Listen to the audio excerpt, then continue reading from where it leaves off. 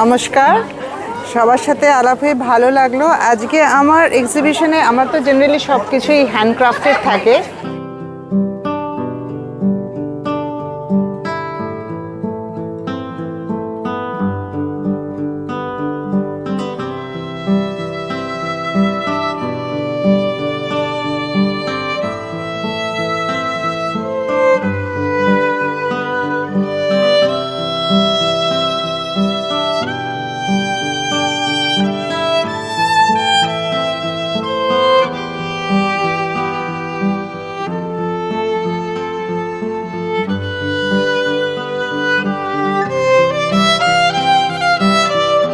তো হ্যান্ডক্রাফটেড প্রোডাক্টসের মধ্যে এইগুলো যেমন আছে হ্যান্ড ব্রাশিং, এগুলো কটনের উপরে হ্যান্ড ব্রাশড, এই যে এরকম।